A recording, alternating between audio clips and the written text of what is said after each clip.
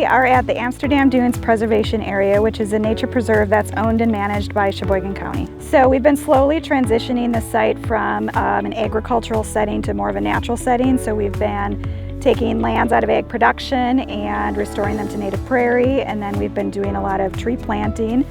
Once the prairies are a little bit established, we did an exciting stream restoration project here that was wrapped up last year, and this is specifically where we're planting today, is around the stream restoration project.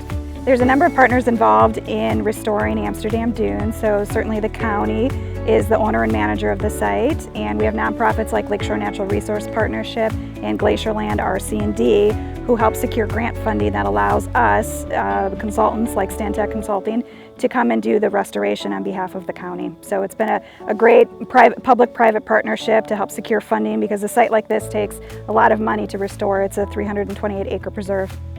This site is both a wetland mitigation bank / preservation area.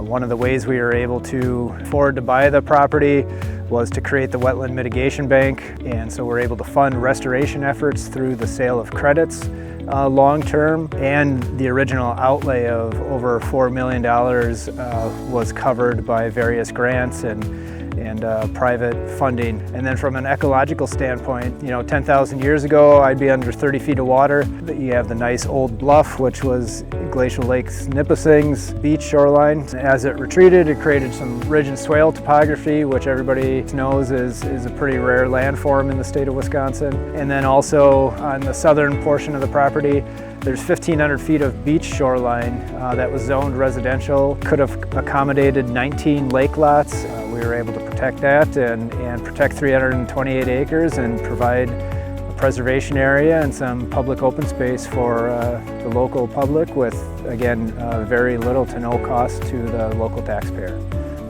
Restoration is important because preservation of biodiversity is part of why sites like this are so important. This is an important migratory bird flyway. It's important for pollinators that migrate along the Lake Michigan shoreline. So preserving and protecting and restoring properties like this for the benefit of wildlife and for human enjoyment is really important. We have a fairly large group of volunteers that are helping us plant trees. So we've been doing a lot of ecological restoration at this site. And today we have kids from the Sheboygan Christian School and volunteers with the United Way planting trees. We've got a great partnership happening today through the United Way's Day of Caring. We've had over 100 volunteers out at the site planting trees to help combat the effects of the emerald ash borer. Certain areas of the property were 80 to 90% ash in some of the canopy. So days like this certainly help out. Again, you can't do good things without a strong partnership, and today's a perfect example of that. Today our students are coming in to work alongside of LNRP, and we'll be doing some tree planting and kind of in the wake of the removal of a lot of invasive species. My students will really learn from doing this hands-on work. We talk a lot about the importance of this kind of work in the classroom, but getting out in the woods and doing the real work and helping real people do with the real problem and solutions is very impactful for them. I've had students in past groups talk about how 10 years, 20 years down the roads, they'll be taking their kids to show them the trees they planted and the woods that wouldn't have been there if they weren't doing that work. And so that's rewarding for me. And it also gives me a time to just connect with them in a different way outside the classroom. Well, we want to engage volunteers because really we're doing this for the benefit of wildlife and for the community. So especially the kids that we have here today, 20, 30 years down the road, they're going to be able to come back to this site and be able to see the results of their hard work with tree planting. So it's really important to get especially kids and the younger generation involved in restorations, because they're the ones that are going to benefit long term.